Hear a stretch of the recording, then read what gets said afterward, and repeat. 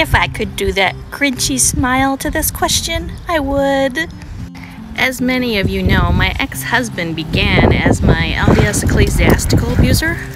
What I haven't talked about is that during the marriage we owned a hobby farm and we raised Shetland sheep.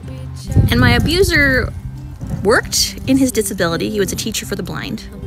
And he was legally blind, but he only used his disability when it was convenient for him, like getting his cane out only to get the bulkhead seat in an airplane.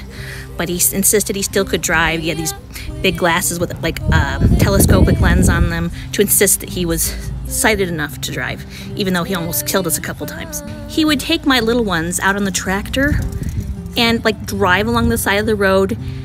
I saw him almost flip the tractor over with both children on it and almost kill them. During rut season, which is in November, he allowed my children to be in the same pen as a ram, and one of them almost charged my little boy. I had to jump the fence and save my own kid. I mean, this guy was stupid. He was blind and in denial, and he used his disability to manipulate people. Well, anyway, there was this time we had to go on a trip, and I asked him if we could get one of the neighbors to keep track of the sheep.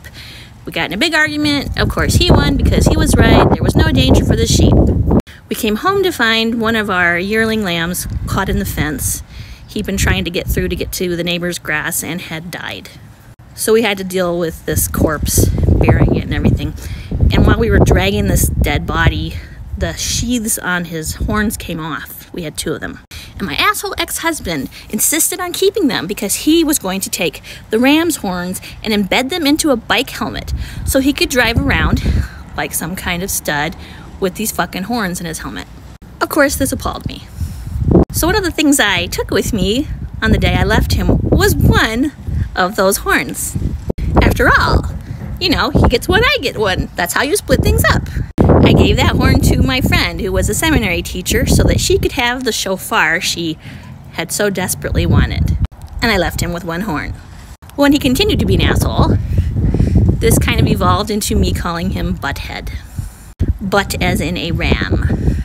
But there was one day we were watching a Star Trek episode. You'll probably know it. And the kids were laughing because the aliens' heads looked like butts. And that's how we came up with the nickname that we called my ex-husband for years and years, at least a decade, Butthead.